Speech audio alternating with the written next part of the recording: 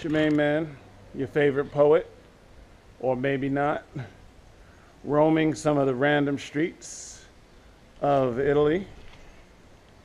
I actually know where I'm going. It's kind of weird.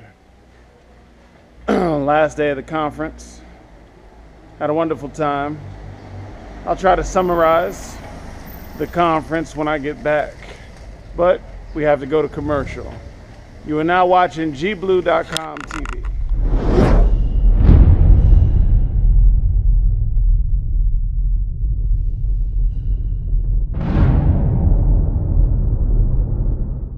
The 100,000 Poets for Change conference, and although it is the last official day of the conference and I'm just getting a little lunch, I will see some of my poetic brothers and sisters a little later. It's not the last day of my vacation. I'm definitely writing for the Hustlers Code. I'm hugely inspired, and this book that I'm writing is at the perfect time for me to write it because of where I'm at spiritually. Speaking of spirituality, the 100,000 Poets for Change conference was nothing short of a spiritual experience. Actually, I may even disappoint you because I find it hard to put the whole experience into words. And for a poet such as myself, that's saying something. Whether it was the feverish debates at the round table, that rawness of putting all of those personalities and cultures inside that space and pretty much hashing out what our agenda was going to be, was nothing short of waves crashing against rocks at an ocean's shore. There are so many people to thank. To start thanking people individually would upset anybody who I left out. Those people who I may have touched or who have certainly have touched my lives, you know exactly who you are. I don't have to go through a who's who of who did what, because everyone that came to the conference touched me either directly or indirectly. The platform is set. Mike set the platform for us to do what we needed to do, and now it's execution time, and now it's go time.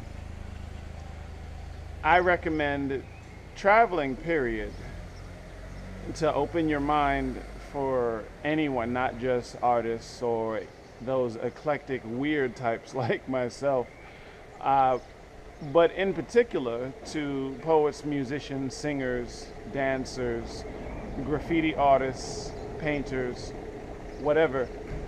I certainly recommend the 100,000 Poets for Change movement for you.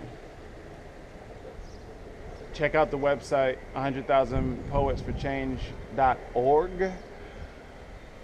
Check out the people affiliated with the movement. You have some fascinating stories. I mean, mine is one story of many, and just to be in that presence and knowing that hip-hop culture is represented around the world the way it should be, asterisks, and Sacramento is represented, New York City is represented.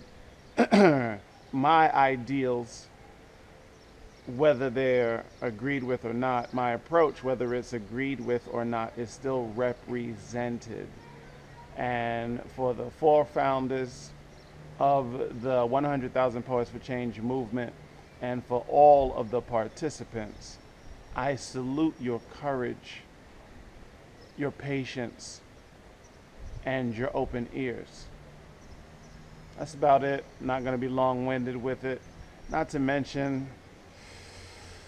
I really need some pasta right now. Yeah, I need some pasta right now. So I'm going to go through that alley and around that corner and have some pasta and a brew. And that's about it. There will be this is a part 2 to the first video. I'm not gonna go video crazy. I will do a best of part 3 where I do a mash of all the cool footage of the festivities that I gathered, and that's about it. Thursday I'll be on a plane to go back to the United States, and